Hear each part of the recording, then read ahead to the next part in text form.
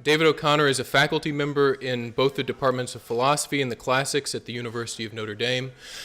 But it may be most interesting for us to know that he was also an undergraduate for at least 2 years at the University of Chicago, where he played on their football team on the offensive line. And I have it on assurance from Professor O'Connor himself that the offensive line is the most philosophical of football positions. But after he left that behind, he became a professor of philosophy, and his teaching and writing focuses on ancient philosophy, aesthetics, ethics and politics, and philosophy of religion. He's also known for his online lectures on love and sexuality, which have reached a wide international audience and are the basis of his 2 recent books, Love is Barefoot Philosophy and Plato's Bedroom, Ancient Wisdom and Modern Love, which is the subject of tonight's lecture. And I can also tell you on good authority that is the most edifying discussion of human sexuality on the internet, without a doubt. He has also published extensively on the relation between philosophy, art, and literature in both the ancient and the modern world. So with that as an introduction, please help me to welcome Professor David O'Connor.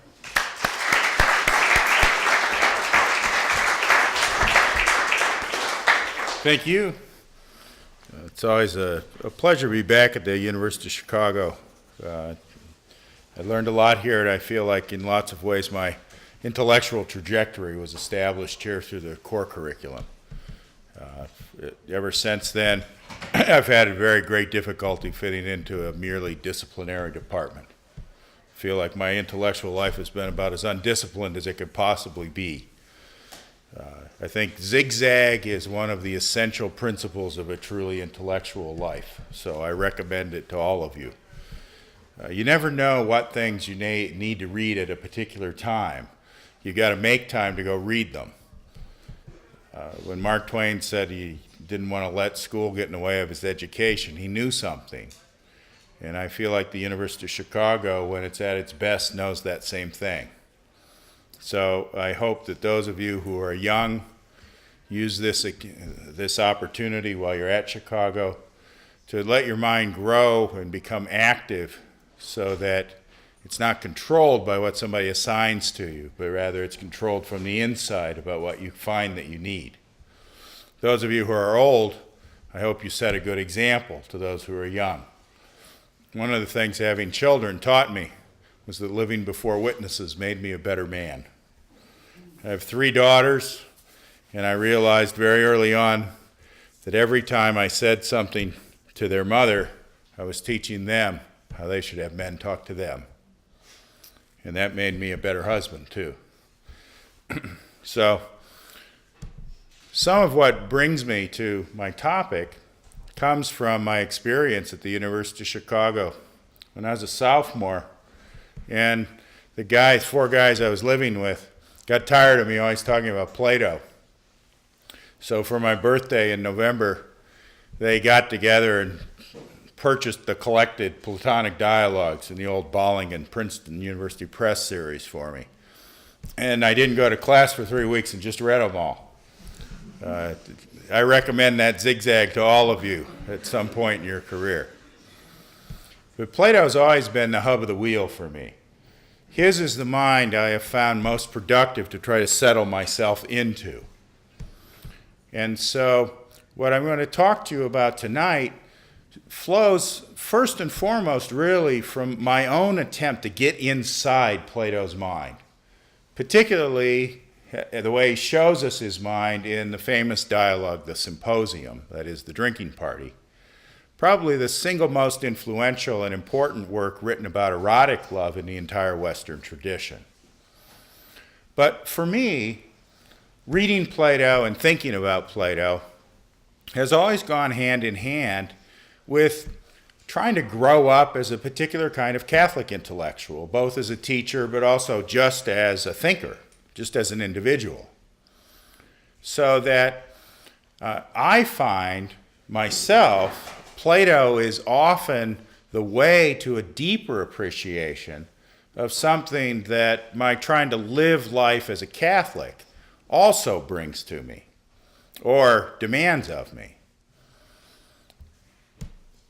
It might be a little surprising to think that Plato's Symposium, mostly a discussion among men celebrating in various ways the erotic love of men for other men would come to seem to somebody like me as a kind of marriage manual in the Catholic tradition, a companion piece, say, to the famous papal encyclical Humanae Vitae. But so it is, and that really was one of the ideas behind what became my book, Plato's Bedroom, Ancient Wisdom and Modern Love. So let me take up a few themes where I found that the conversation between Plato and more specifically Catholic themes about marriage, about sexuality, about love, about the nature of God, where those themes seem to me to catch fire from each other. In this respect, I suppose you could say, if you wanted a more traditional frame, that for me, Plato was the voice of nature, the voice that then grace could perfect. For my own mind, that's a rather mechanical way of seeing the relationship between nature and grace. I don't think that nature becomes fully visible to us without the aid of grace. So for me, it's not as if nature is foundational and then grace is just a superstructure. Instead, I think that through and through our experience of the natural world, when we fully open our hearts and minds to it, doesn't produce grace, but does make us ready to accept its invitation. So, as I talk about Plato, and sometimes in light of both the Old Testament and the New Testament, I hope that you see that there's a continuity in the attempts to think, both with Scripture and with Plato. One is not simply the foundation or the check on the other. The conversation that's produced by thinking your way down into the claims, the demands, and indeed the practical principles of both Plato and of the Bible seems to me to make a philosophy something much richer than it would be without both of those voices. Even if hearing voices in your head is not usually the recommended path of education, it seems to me that another thing I learned from Plato is that the core of real cognition, the real intellectual life, is not precept, it's imitation. I feel like I learned how to think by imitating Plato. Of course, sometimes I seemed like a pretentious University of Chicago undergraduate. I'm sure I still seem that way sometimes.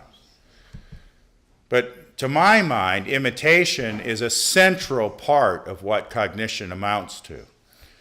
So that trying to enter into another great mind where you can find yourself more truly and more strange, as well as Stephen said, that seems to me often the heart of the most real education of all.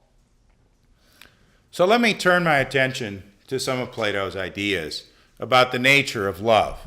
And when I say love here, I mean the kind of love that makes you find somebody sexually attractive. So I'm talking about erotic love, or what we sometimes call romantic love. I would prefer to use the term erotic love, because I think Eros is the most important phenomenon. Eros comes from the name of a god, the god Eros. And the symposium is a set of reflections on what that God might be. How does the divine enter into our lives from the special energy of sexual desire? For Plato, that seems like a reasonable path of thought.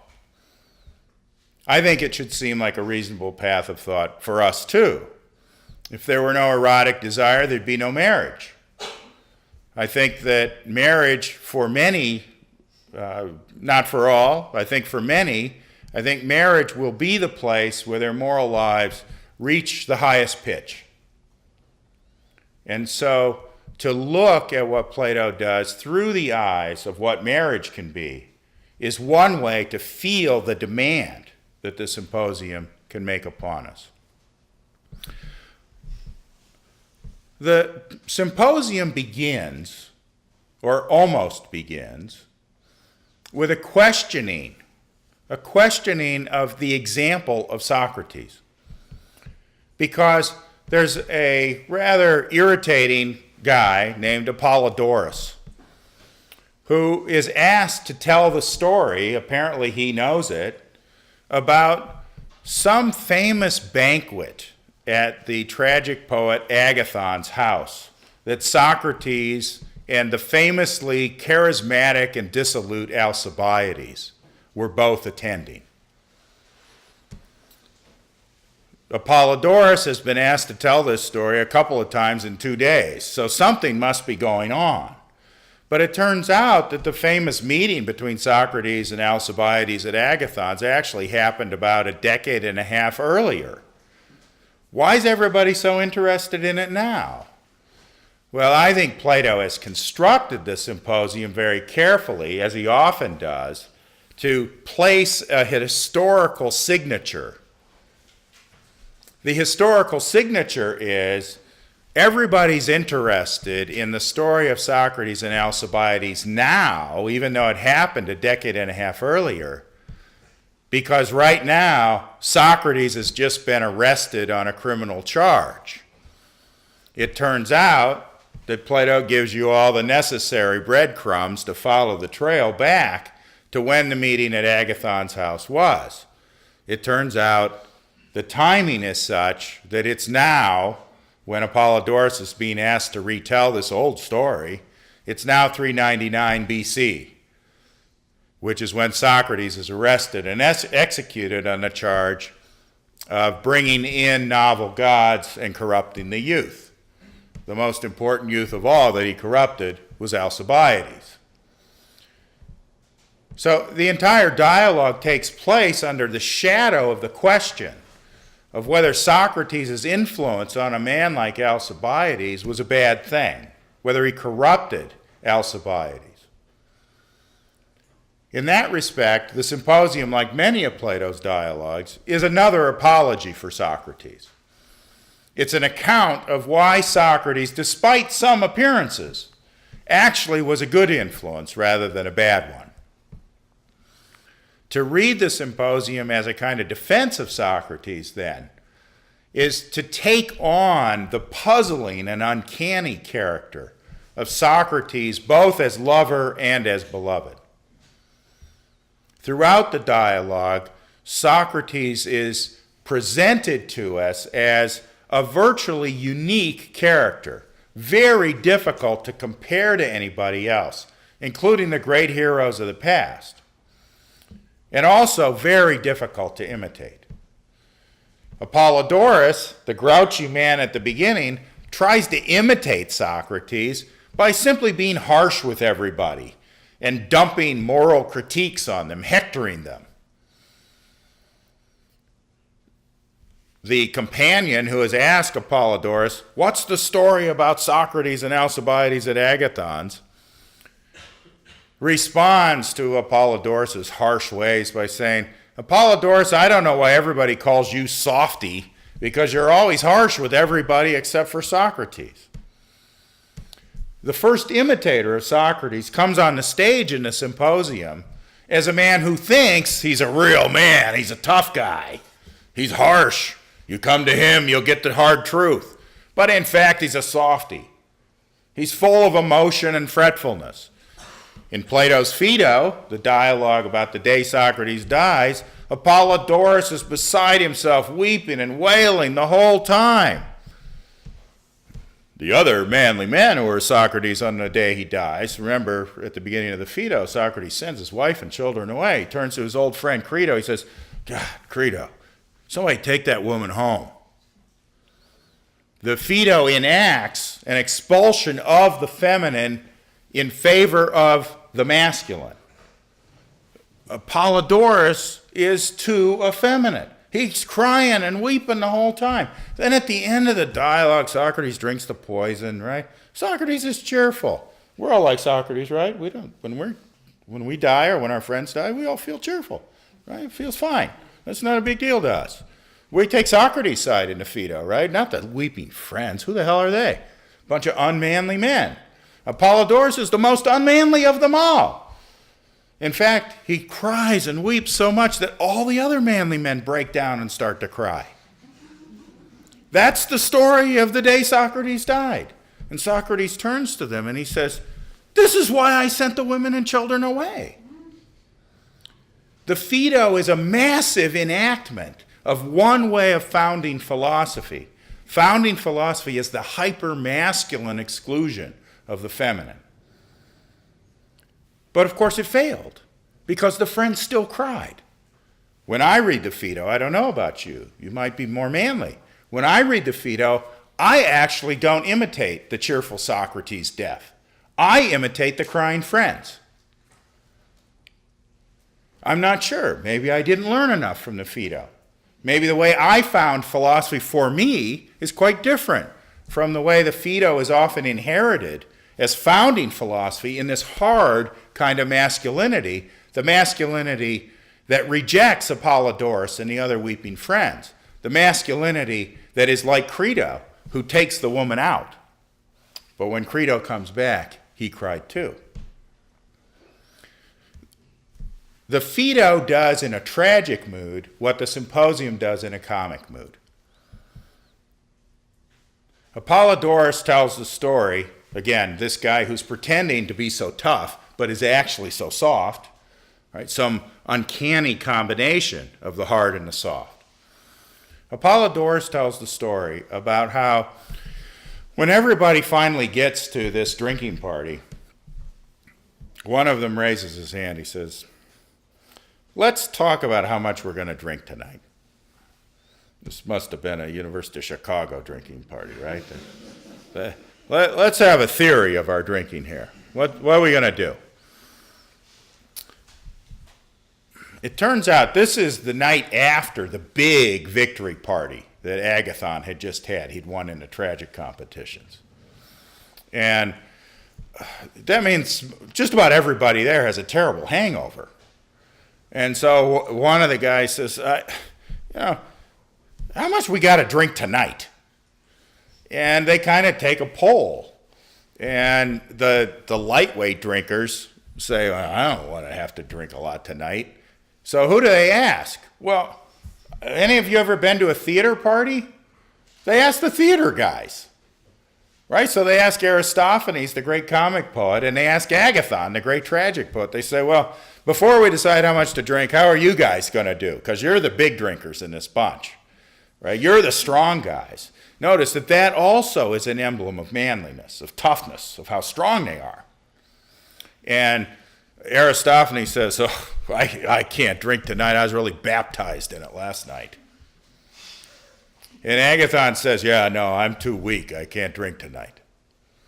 And so they decide, okay, that's great. We're going to have just moderate drinking, only drink for pleasure, right? Not to catch up with somebody else, say. Only drink for pleasure. And one other thing that we're going to do, how about this flute girl that's at the door?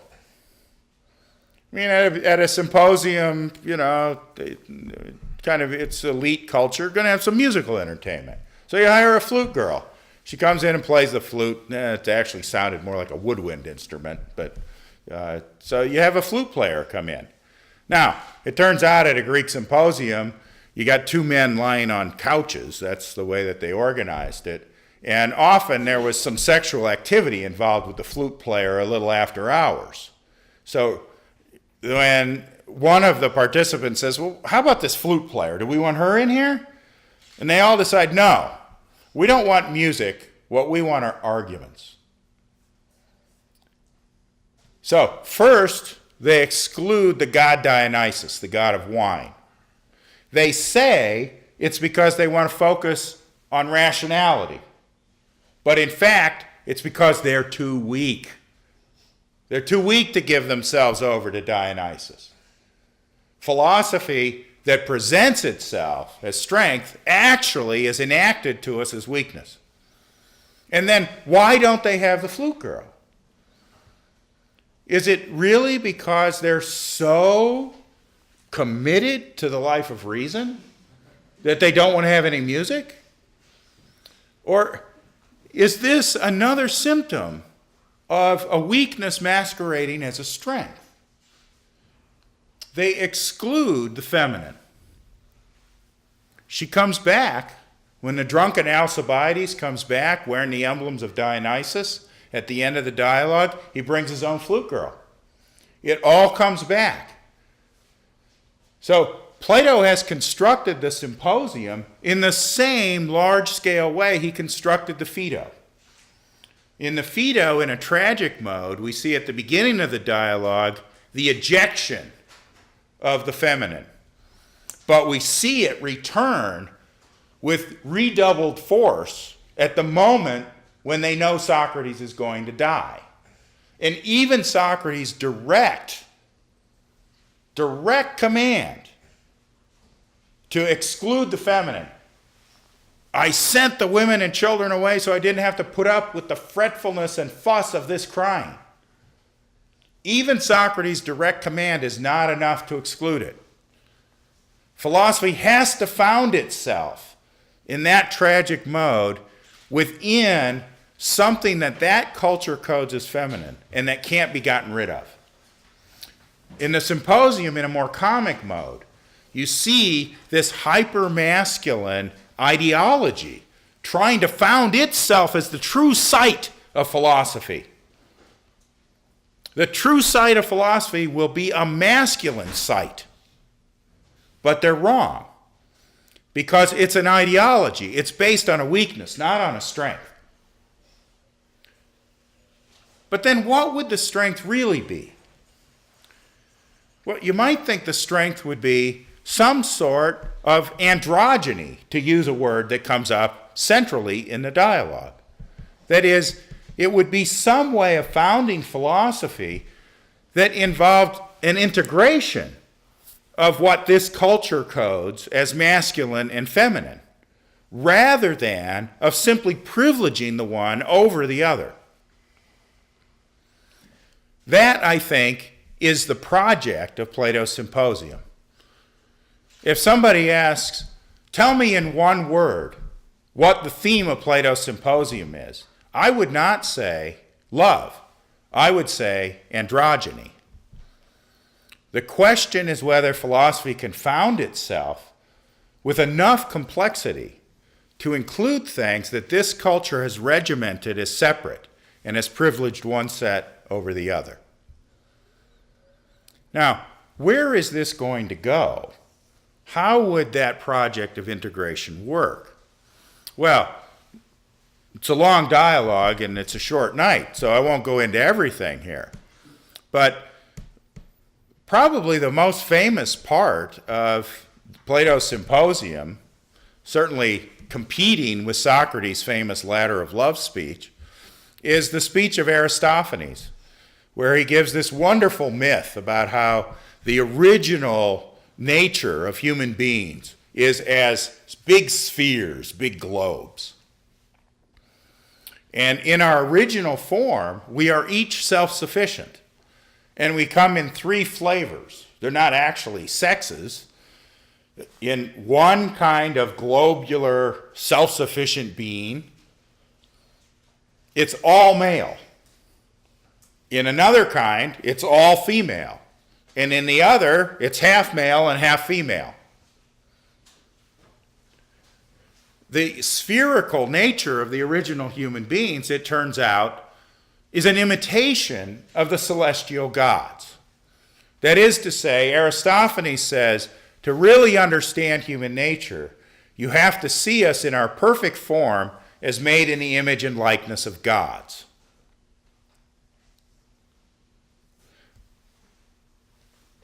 Human nature as we experience it is the result of the hubris, the pride, the overreaching that this original state of self-sufficiency provoked in us.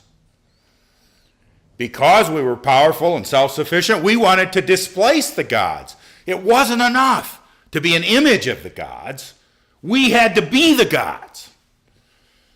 Naturally enough, the gods did not think so very much of this project. And so Zeus used his thunderbolts to cut these beings in half. We are the broken halves. We are what's left once human nature is wounded.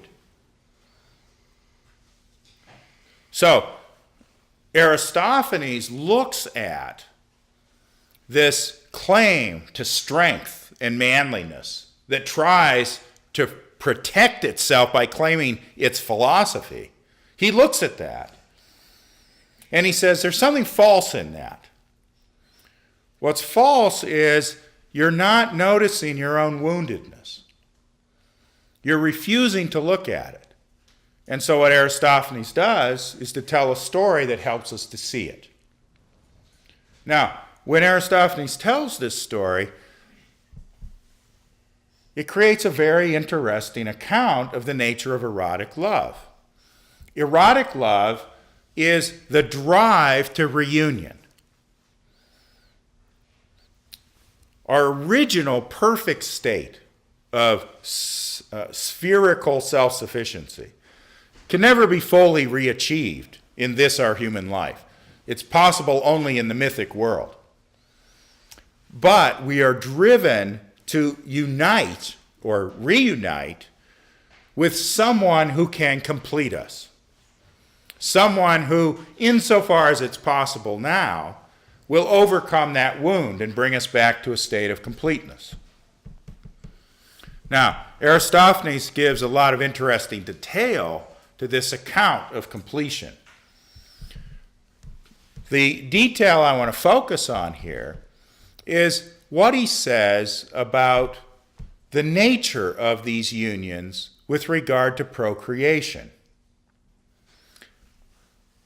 Aristophanes is only the fourth speaker. The three previous speakers all take on this much more masculine ideology. Their account of erotic love and of its motivations says nothing about procreation. Imagine an account of sexuality that was forgetful of the very fact that sexual intercourse produces children. Well, you don't have to imagine. All you got to do is walk around town. That's us. That's where we live now. It's like it's a surprise. Geez, babies, where the hell did they come from? Plato is enacting exactly that cultural forgetfulness. These men who are being all manly, I mean, they're philosophers, right? They're philosophy majors. They're all manly. They're tough. They're tough-minded. They're drunk all the time, but they're tough, right? They're real men. When they think about sex, about their own erotic desires,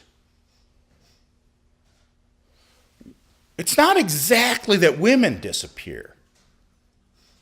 Some of that too. It's more that children disappear.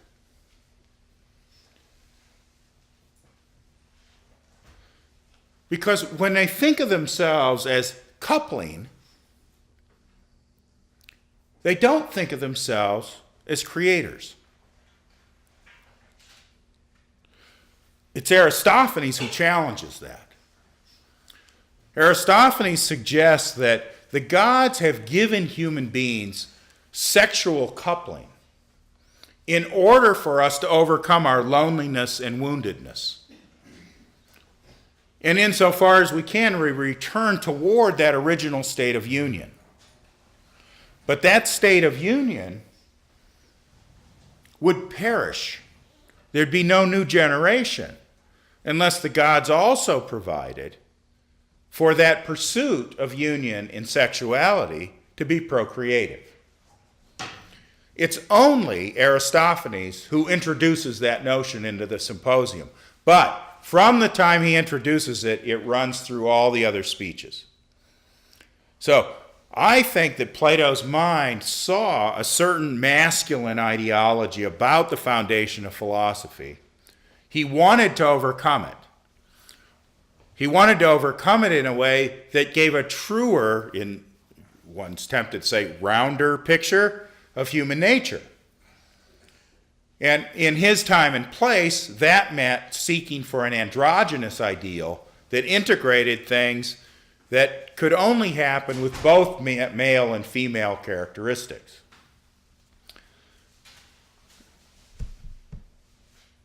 Let's think some about how Aristophanes' myth and Plato's deployment of it then interacts with various features of, call it biblical or Catholic views of sexuality. Let me start from the basic idea that we are created in the image and likeness of gods. Aristophanes completely direct and explicit on this. But what kind of gods? The celestial gods that Aristophanes has in mind when he says that the original perfect self-sufficient spheres image the gods are primarily images of exactly that self-sufficiency. They don't need other things, they're powerful, and they don't perish. Now, those all sound like good things for a God to have if a God can have those things. But you notice something's completely missing from that.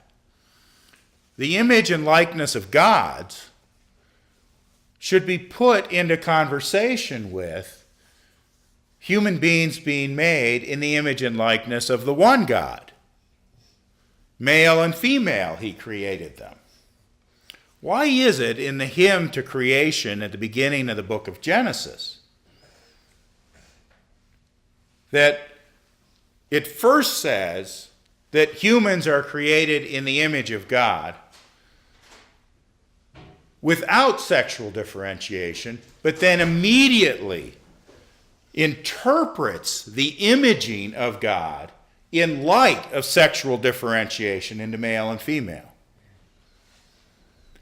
It doesn't seem that the book of Genesis thinks of God primarily in terms of self-sufficient perfection, a kind of wonderful isolation. What's the context of that bit of Genesis? It's a hymn to God's creative activity. Everything he makes, and then he sees that it's good. Or, in the case when he makes us, he sees it's very good. So, the long, thousands of years long history of commentary on the book of Genesis has come up with many different ways of understanding what it is for us to be made in the image and likeness of God. None of them are as funny as Aristophanes' speech, but they're pretty good. But over and over again, they tend to emphasize human beings as being images of God's reason or of God's perfect will. Now, I don't say that those aren't available to us, but look, the context is a creation hymn. The most obvious way that human beings imitate the God of that creation hymn is by being procreative. Aristophanes' speech gets somewhere. It gets to the idea that procreative power has some essential connection to erotic life. But it doesn't get to the idea that procreative power is itself the center of the imaging of the divine.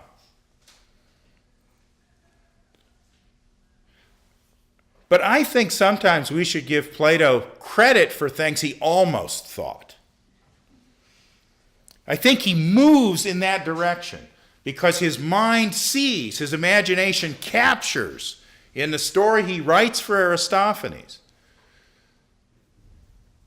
the notion that there's something divine about our ability to procreate new life through our pursuit of sexual union. So, simply as you might say natural theology, there's something very exciting about the symposium. That's not the light it's usually read in, I would say. But I think it should be, because we see how a certain image of the gods as self-sufficient is itself insufficient as a natural theology if we think of our own sexual and erotic powers as having a divine aspect. That divine aspect is what opens us to our procreative power. Now, in Aristophanes' speech, after the gods have divided human beings and made us weaker and wounded, and we seek reunion in sexuality, in that return to a physical reunion, Aristophanes says that the humans seek reunion, but the gods want the human race to continue. So they happily arrange human body parts so that the physical expression of reunion also is procreative. So there is a human purpose in erotic desire, but that purpose is fully in reunion, in that kind of union. There's also a divine purpose, the purpose of procreation. But the divine purpose and the human purpose are kept separate. So in Aristophanes' speech, it turns out that it's merely an accident from a strictly human point of view that our sexual desire also makes of us procreative couples. Babies are accidents, divine accidents, but they're accidents. That thought Plato's mind could not rest in. When Socrates comes to give his own speech, a couple of speeches later in the Symposium, Socrates looks back to Aristophanes' speech, and he accepts a lot of it. He accepts the androgynous push to see philosophy as founded in an integration of things that are not merely masculine and not merely feminine. And the language is full of both male and female images. Most obviously, Socrates says he learned everything he knows about love from a woman, from Diotima, which, given a dialogue in which the first thing they did was kick a woman out so they could learn something about philosophy, is pretty interesting. Socrates brings in a woman in speech, I admit. It's only Alcibiades who brings in a real flute girl. You might learn more from a flute girl than you did from a professor. I'm not sure. It depends on the night. Right? Plato wants to confront you with that issue. How much of the feminine are you masculine philosophers willing to bring in? It's one thing when Socrates brings in a teacher in speech, reports a past. It's another thing when Alcibiades brings in a flute girl right now. And Plato's mind's thinking about it. But what Socrates says he learned from Diotima, among other things, is that our erotic drive is through and through a drive for immortality. That's the imaging of the gods. But that means for human beings, the way we image immortality is through procreativity. In Aristophanes' speech, the divine purpose of procreativity and the human purpose of union, of intimacy, those are kept separate. In Socrates' speech, those are integrated. So that the desire for procreation becomes an essential aspect of what the erotic drive is. Socrates is suggesting to these men that if they really listen to what their own heart is saying when they fall in love, they will see that procreation is a part of what their heart wants. It's not just some other thing that happens when they do what their heart wants. It's part of what their heart wants. In fact, one should look at Socrates' speech in the Symposium as a working out of the consequences of that way of seeing the erotic drive. Now, Socrates clearly thinks that that kind of procreation has about it some sort of divine or sacred aspect. It brings us into contact with the divine. He's gone even farther than Aristophanes' speech did. One thinks here, at least I think here, of a famous passage from the New Testament. Famous because almost nobody wants to have to believe it, including the apostles at that moment. That is from Matthew 19, where some people come and quiz Jesus about divorce. And you don't have to think Jesus was divine. I do, but you don't have to think he was a hell of an interesting teacher, because he was that too. And when people came and asked Jesus about divorce, what he said was, your hardness of heart, and he's talking to men, right? This is another very masculine context. Your hardness of heart is why you have divorce. But what I tell you is, there isn't any divorce. Marriage produces a new being. And what God's joined, human beings can't sever. The image is, it's uncanny how close it is to something in Aristophanes' image. But maybe more striking is that in that passage, Jesus goes back to Genesis. He goes back to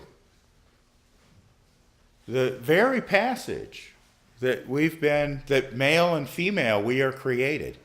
Jesus says, from the beginning, like Aristophanes, he uses an original state as the measure of the hardness of heart of our present state.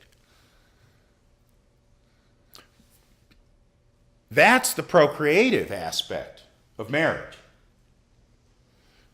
But Jesus also cites another passage a little bit farther along in Genesis, Adam's famous reaction when he first sees Eve. When he says, flesh of my flesh, bone of my bone. And this is why a man clings to his wife. And they are not two, but one. That mystery of marital union. So that the rejection of divorce actually combines probably the most famous celebration of sexual union in all of Western culture, bone of my bone, flesh of my flesh, with what must be the most authoritative celebration of the divine feature of the procreativity of male and female. Those are both at the heart of Jesus' teaching about marriage. Now look, lots of us reject that teaching about marriage. That's what the disciples did. Right after Jesus said this, the disciples they're looking at each other out of the side of their eye. You know how people are? And one of them says, well, then it's better not to get married. I mean, what if she's a bitch? What if he's a drunk? I mean, it's not prudent. Jesus Christ, it's not prudent, he says. That can't be the right way to live. I mean, I'm going to keep my hard heart. Hard hearts, that's good for philosophy. That's good thinking. I'm going to be tough. I'm not going to have this tender, softy heart. I'll be exposed. That's no good. And Jesus looks the guy in the eye and he says, you're right. You might not be cut out for marriage. But don't tell me you're not cut out for marriage because you're going to keep your hard heart. The reason you might not be made for marriage is you might be called to open your heart even more than marriage does. You might become a eunuch for the kingdom of heaven. I'm pretty sure the students didn't like that question on the exam. They came to the teacher, they said, look, it's what you're suggesting, that's imprudent. I mean, it'd be better not to marry if that's the commitment of marriage. And Jesus says, you're right, there's another thing you could do. I mean, God, what a terrible guy to be around. You see why they killed him. He's as bad as Socrates. Right? The next thing that happens, the disciples were terrible students. They never learned anything. Right? It was only retrospectively they understood the things Jesus said. It's like, yeah, those of you who are undergraduates, when you're 30, you'll think, oh my God, now I understand. I know what they were telling me about. So the next thing that happens, Jesus is resting. Some people bring their children to Jesus to bless them. And do the disciples say, these are marvelous children, please bring them? No. They say, don't bother the master. Get these children out of here. He's thinking. And it's not office hours right now.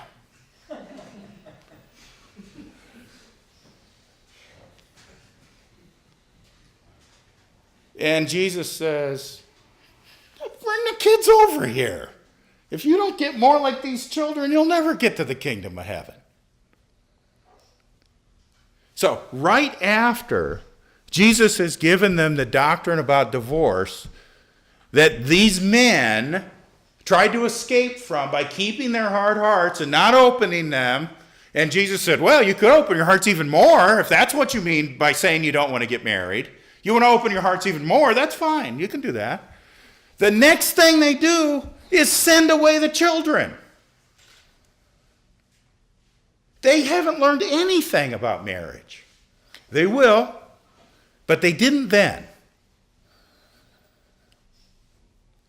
Jesus has integrated union and procreation in what he has said about marriage.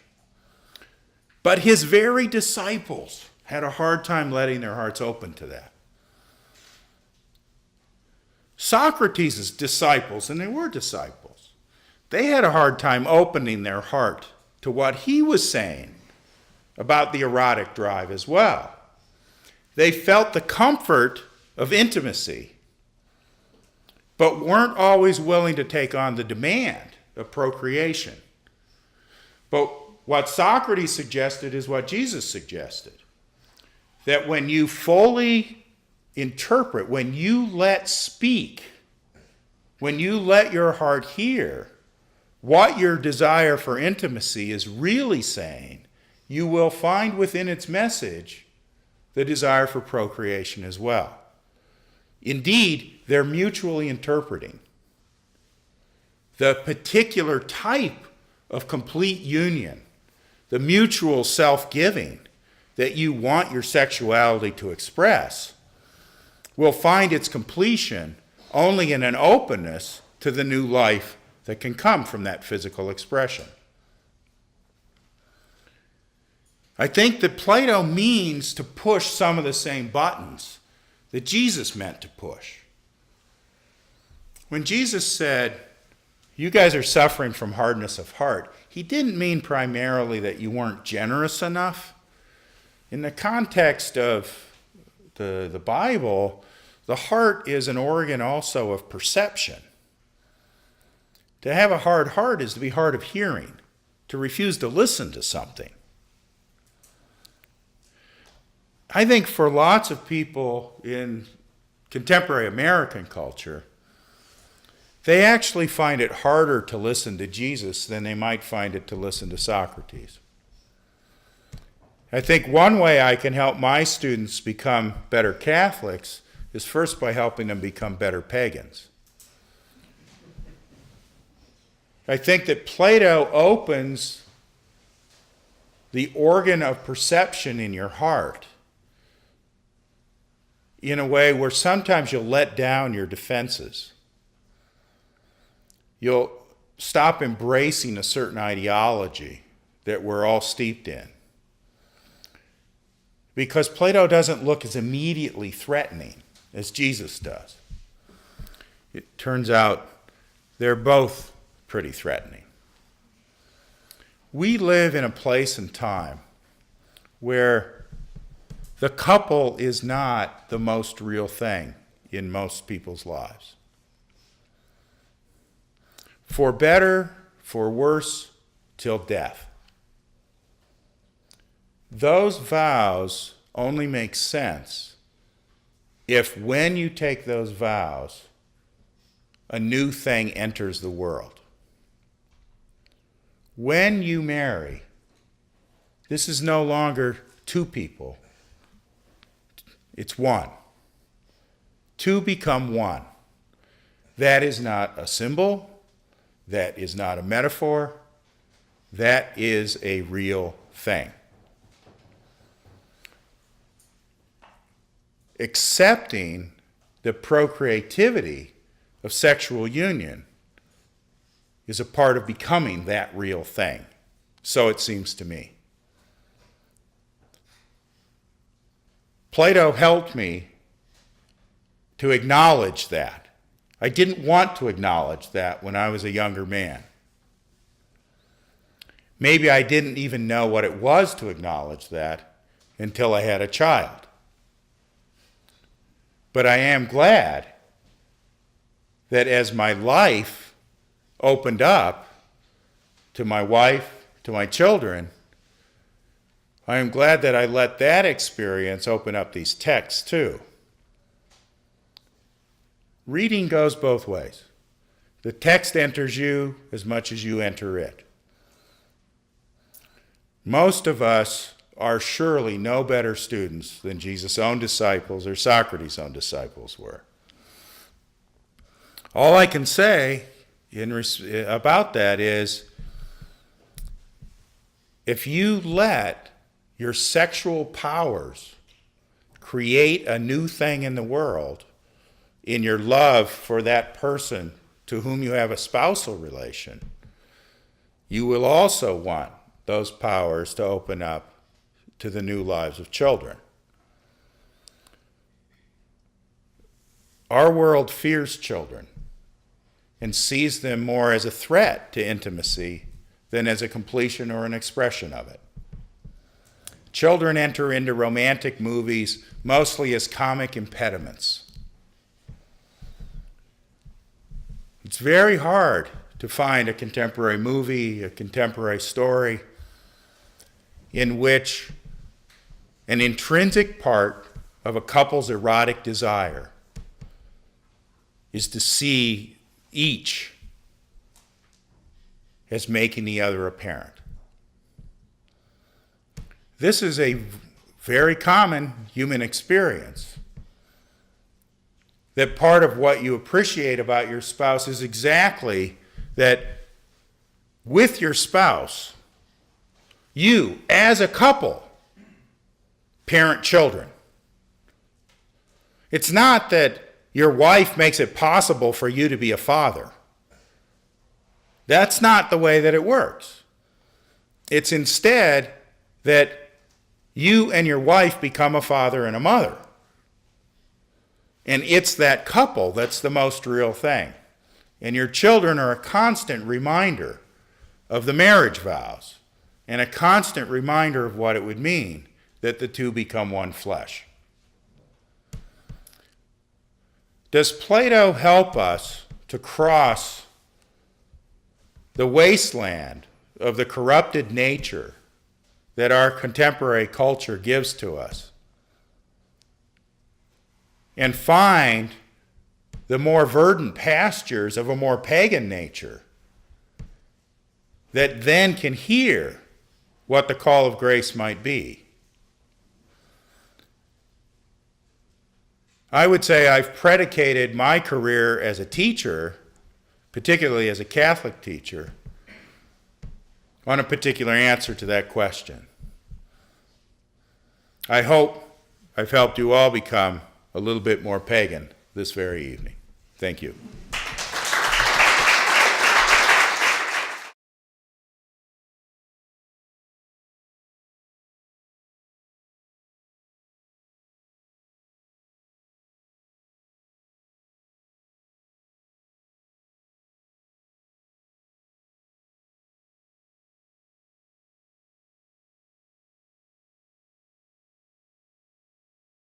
The way Socrates' speech works, the theme of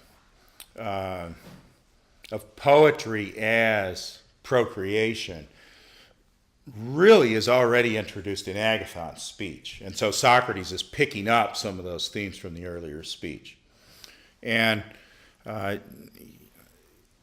Socrates reports diatema, right? I mean, it's a little difficult to decide where the authorial voice is here sometimes, but reports diatema to suggest that, so to speak, spiritual children are of higher regard than bodily children. So it's true that within the speech, you might say that the notion that procreativity is intrinsic to the erotic drive, it's contained a little bit within a kind of philosophical interpretation that doesn't privilege marriage over other forms of life that would be dedicated to activities productive of virtue, particularly. So it's not just artistic production exactly. It's something more like production of virtue. Different ways the production of virtue would work. I think that there's, within the text itself, I think you can see a moment of hesitation about this. When childbearing or child begetting, it's quite ambiguous between male and female descriptions, when that's introduced as an intrinsic part of the erotic drive, it's immediately talked about in terms not just of making the baby as a physical thing, but of rearing the child.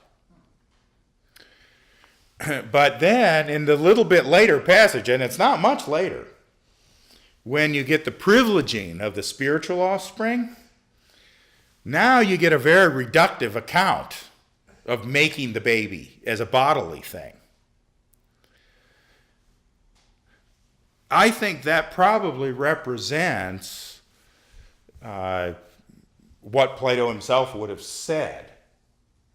I think he would have made the reductive comment about your physical children. But I think that his mind was so active on this that he sees that the rearing of children is a spiritual activity. So I think the resources are right there, like on the surface of the dialogue. I don't think I have to dig very far to see a way in which the second passage that reduces children to like a second best kind of procreation is clearly protesting way too much. And this would be a bigger interpretive task, but the whole context of that speech with diatema that emphasizes, for example, in the ladder of love, the way that your love for a particular individual, first body, then soul, and then generalizing, it leads to an interest in civic culture, in legislation and education. I think that Plato's doctrine of Eros naturally leads in that direction. I'd say he's somewhat inconsistent in the way he develops the rhetoric of it, but the reduction of marriage and child rearing in that polemical passage, I think is not consistent with lots of his thought. it's really interesting to go back to the Republic with some of these ideas in mind. Because the famous passages that discuss the communism of women and children and education, they're a bizarre mixture of a very reductive rhetoric that reduces human childbearing to cattle breeding. It actually goes to a language more fit for horse breeding than things. At the same time that it has this very elevated view of education. So I think that Plato never quite freed himself of a certain masculine polemic against mere child rearing. But I think that he comes very close to freeing himself from it. So I think that I would not concede to you just as a direct philosophical point, and I don't say that you're suggesting this is a thing you would want to defend directly. I would not concede to you or to Plato that, in fact, producing poetry or leading a political organization is a higher accomplishment than being a spouse and a parent. I wouldn't concede that. I agree there are passages where Plato suggests that, but I think that they're actually in tension with lots of other passages as well. So that'd be the beginning of a longer discussion about how to take up those passages of Plato. Thank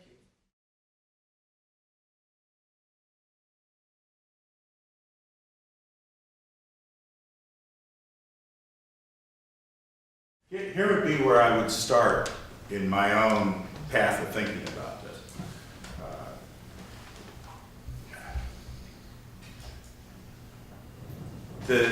The marriage vow is for better, for worse, till death. When your spouse dies, you're not married anymore. And that means you can marry. So, congratulations. Right? I got no critique of that. So, I think that shows, in a way, that you did become a new thing. Because while your wife was still alive, you couldn't marry. So I do think that when one spouse dies, you do become a new thing. But you don't just become the thing you were before you were married either. And to try to understand, without making it just sound like a quibble about ontology, what does it mean that you're one thing before you're married, then you become a couple, and then if your spouse dies, you once again become an uncoupled thing that could become another married couple. But you don't go back to what you were before you were ever married. I think that here, to get some philosophical traction, we'd want to start to think about mourning. And about how going through the process of mourning when somebody dies is transformative of us. This is another topic that was very deep down in Plato's imagination, but that he was full of anxieties about. Both the Phaedo and the Republic show that Plato is trying to get control of mourning because he sees it as an uncontrolled and therefore an undesirable mode of self-transformation in the face of grief. Yeah, I don't know where I want to end up on that set of questions, but to make the question of ontological transformation in and out of coupleness, to give it some real human power, I think we'd have to go through the experience of mourning as fundamental to the transformation that makes us come out the other side. So that's no more than a promissory note on what I would say about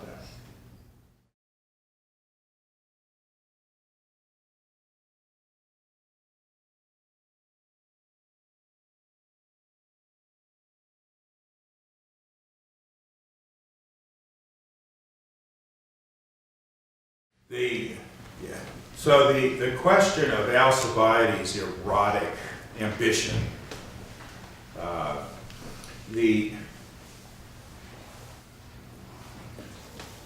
that passage in the Alcibiades is not the only place where Plato has Socrates run that thought experiment on somebody. That, would you be satisfied just to rule your own father's wealth? Would you be satisfied just to rule the wealth of Athens? Would you be satisfied only if you could rule the whole Persian Empire?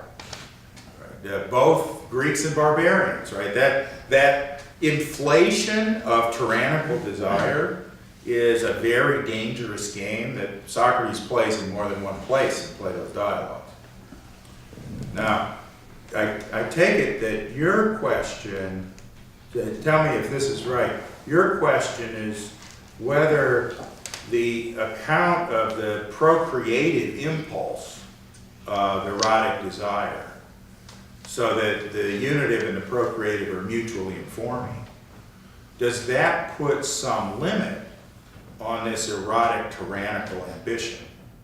Is that the right version of your question? Yeah, I think it would just seem odd if Socrates were saying to Alcibiades, well, what I love about you is this tyrannical ambition, rather than an ambition which might seem tyrannical in the way that you think about it now, but could be turned into something more erotic in the proper sense.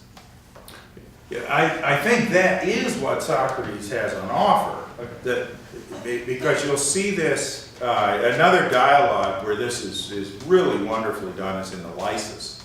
So you see Socrates talking to a very young man, and he gets Lysis, the young man, interested in getting more wisdom or knowledge by showing him that in the things where he has knowledge, he is given power.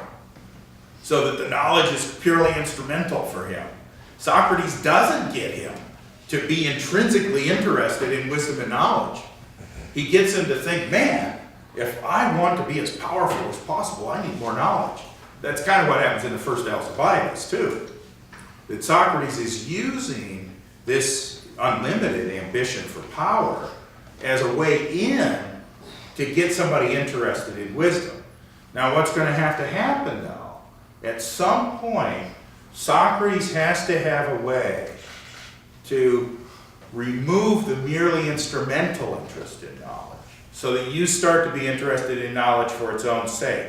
Because now there's a limit on your political ambition, your power drive. The trouble is, goes back to the beginning of the symposium. Like, people thought that Socrates' relationship to Alcibiades reflected very poorly on Socrates. The problem is that you might have more success in expanding the young man's ambition. Yeah, you're right. Not only my father's wealth, Athens' wealth, maybe even the great king of Persia's wealth. If I look like I know more, they'll let me run it. Okay? I'm going to major in economics. So you're going to run it through that. So it's true that your desire for knowledge expands, but it's not controlling your ambition for power. The question is, can Socrates make the conversion? Can he turn you so that the knowledge becomes what's centrally desired? Because a desire for knowledge, in a certain sense, can be self-limiting, at least with regard to power. I mean, it's not clear that Plato shows that that's always going to work. Right? He shows Socrates inflating political ambition to the point of tyranny. He doesn't always show him successfully deflating it or redirecting it. But that is a very regular part of what Plato's trying to think through. Right? In the Republic, it's the corruption of the best that's the worst.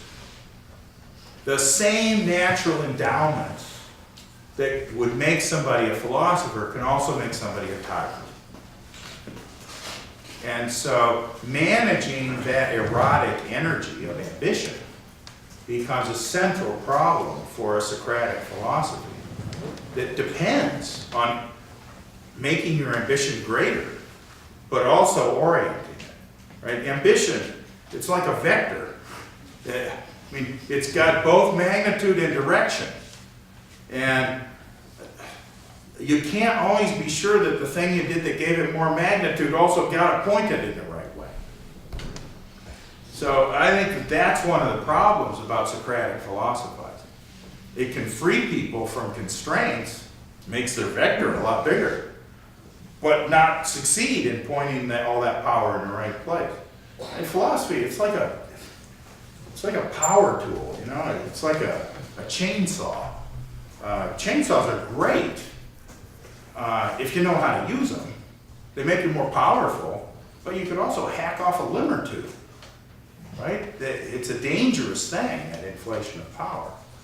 So part of Socrates' erotic attractiveness to ambitious young men is very dangerous because it inflates their ambition. It's not always as successful in chastening it. And this is enacted in the Symposium. It also comes up as a central topic in the Apology. I mean, everybody knows you're not allowed to say, you influenced Alcibiades, that jerk, because there's a moratorium on that in the legal climate. But everybody knows that's what Socrates is being tried for.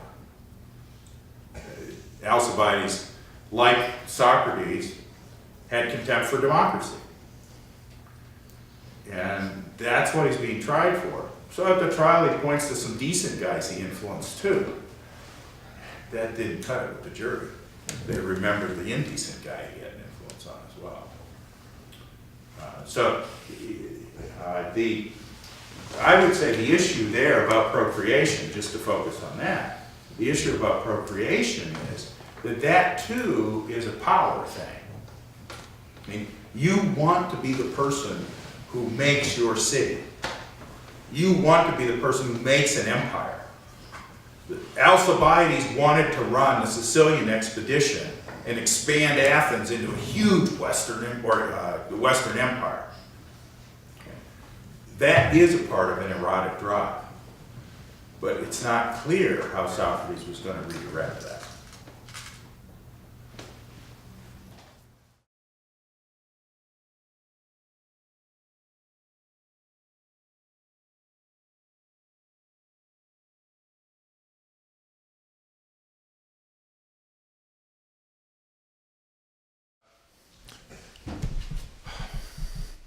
I don't see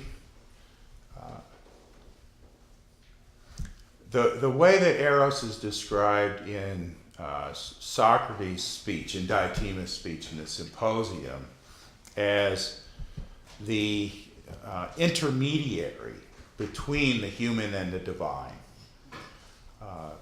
And it's clear in that part of Socrates' speech, he's also giving a self-description. This kind of uncanny in-betweenness. I don't see a biblical version of that we can aspire to. Insofar as there's a biblical version of it, you'd say it's the incarnation. Now, but that's, I mean, Jesus as the mediator between God and human beings. But I don't think that aspect of the Symposium is something that has an immediate biblical resonance. So I think I agree with you about that. I don't think the Bible is intended to be a complete account of human moral psychology, if I can put it that way. So that while I would want to be deliberate in my development of some of these Platonic resources in a Christian context, I wouldn't regard their absence from a scriptural context as in itself an objection to the development of the Platonic resources. I think what Christ taught, though, essentially contains everything we really have to know about love and the relation between man and woman. So everything's contained within that. So if we have other things that might be interesting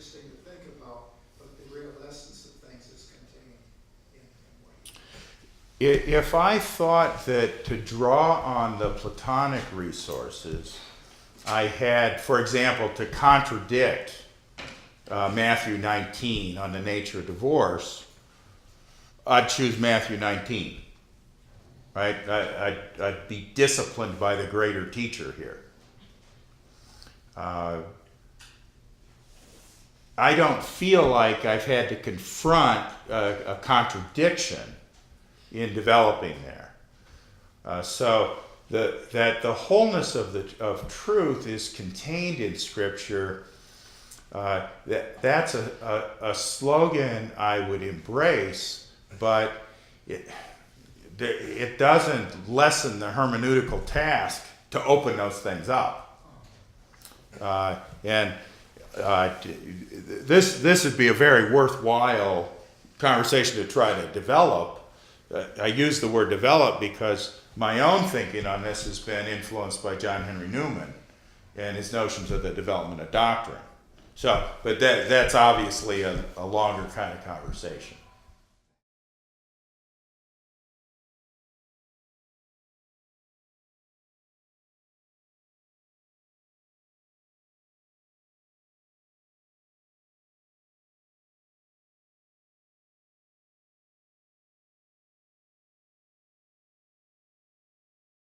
Let me start from the notion of being in love and to think some about that, because one reasonable worry here is that if you privilege what Plato calls the erotic, you're privileging a passing state of excitement or of ecstasy, however important that state may be, as opposed to a habitual response to the other person with love. And while I like Plato better than Aristotle, I like Aristotle too, I think Aristotle is simply right. I mean, here is a description of my life. Every good thing I do, it's because I've established a habit in it. So that love, I don't want to say that love can do without the affective ecstasies of being in love. That's not what I mean to say. But I want to say that being in love should be understood not just as an occurrent state, but as a habit, a habitual mode of practice that you have with your spouse. So, I myself think that for most people, affect too is something that can be habitual. I don't say it can be completely at our command, but I think it can be habitual. So that the symposium doesn't have much to say about the ongoingness of loving relationship. I don't see a lot of resources in it for that. It's more interested in a few particular structural features of erotic love. So Aristotle, say, in the friendship books of the ethics, is much more interested in the ongoingness of loving relationship. So I think that, to me, your question pushes me to ask, how can you articulate this ongoingness of the commitments of love and yet hold on to the sense of ecstasy, the excitement of being in love, as an essential part of that? For myself, I don't like... Sometimes you'll hear an opposition between a more emotional love and a practical love, as people will put it. I'm not very happy about that, because I think for most of us, most of the time, habits of love involve that affective character. They're not just dutiful.